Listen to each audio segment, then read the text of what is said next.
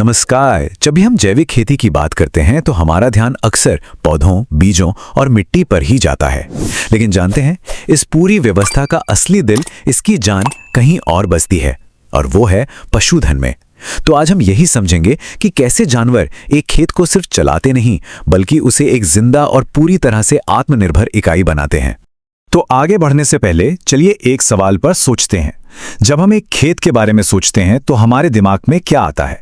क्या ये सिर्फ मशीनों और केमिकल से चलने वाला एक कारखाना है, या फिर ये एक जीते जागते परिवार जैसा है जहां इंसान, जानवर और जमीन सब एक दूसरे का सहारा बनकर रहते हैं? जैविक खेती का पूरा दर्शन इसी दूसरे नजरिए पर टिका है। तो आइए इसी विचार को ना कि चक्र के रूप में देखते हैं।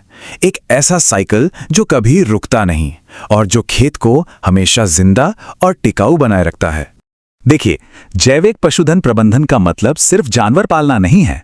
ये एक ऐसी सोच है जहां पशु और फसलें कह सकते हैं कि एक दूसरे के पार्टनर हैं। इस सिस्टम में जानवर सिर्फ दूध या मांस का जरिया नहीं, बल्कि वो खेत के इकोसिस्टम का एक बेहद जरूरी हिस्सा है। वो जमीन को पोषण देते हैं और बदले में जमीन उन्हें चारा देती है। और इसी लेन देन से जन्म होता है आत्मनिर्भरता का। अच्छा, तो ये चक्र शुरू कहां से होता है? ये शुरू होता है पशुओं के जीवन से ही। सीधी सी बात है, अगर जानवर खुश और स्वस्थ हैं तभी तो पूरा चक्र सही से चलेगा। चलिए देखते हैं कि ये कैसे पक्का किया जाता है। इसके 3 बहुत ही सरल सिद्धांत हैं। पहला, उन्हें एक प्राकृतिक जीवन देना, मतलब एक खुला और साफ सुथरा माहौल जहां वो आजादी से घूम फिर सकें। दूसरा है जैविक आहार, यानी ऐसा चारा जिसमें कोई केमिकल ना मिला हो। और तीसरा, जो बहुत जरूरी है, वो है आयुर्वेदिक उपचार, मतलब बीमारी होने पर एंटीबायोटिक्स और केमिकल दवाओं की जगह कुदरती इलाज पर जोर देना।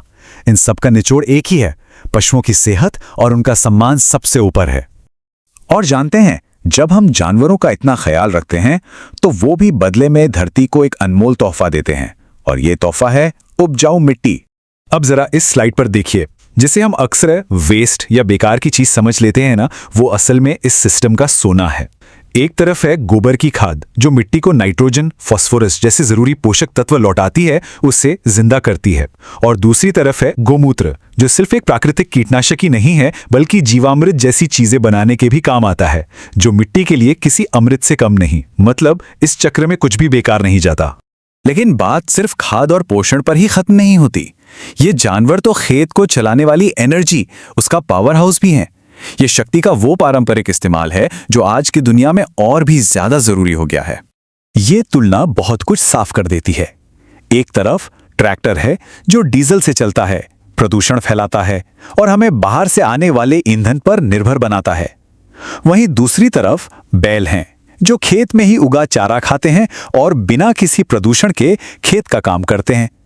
ये है जमीनी स्तर पर आत्मनिर्भरता का सबसे बढ़िया उदाहरण। और यही तो इस पूरी प्रणाली का सार है। किसान को अपनी खेती के लिए महंगी रासायनिक खाद, कीटनाशक या डीजल खरीदने के लिए बाजार का मुंह नहीं ताकना पड़ता। खेत अपनी जरूरत की लगभग हर चीज खुद ही पैदा कर लेता है।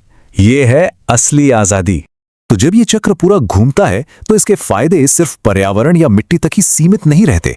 इसका फायदा किसान को और समाज को, हर किसी को मिलता है। संक्षेप में देखें तो 4 बड़े बड़े फायदे नजर आते हैं। पहला, खेती की लागत कम होती है क्योंकि बाहर से कुछ खरीदना ही नहीं है।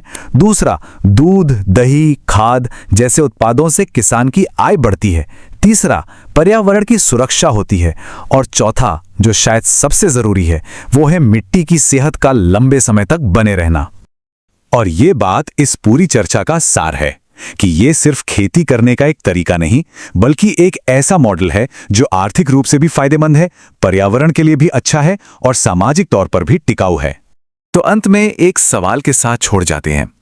जिस टिकाऊ खेती की तलाश आज पूरी दुनिया कर रही है, क्या उसकी जड़ें हमारे ही पारंपरिक ज्ञान और अतीत के तरीकों में छिपी हुई हैं? इस पर सोचिएगा जरूर।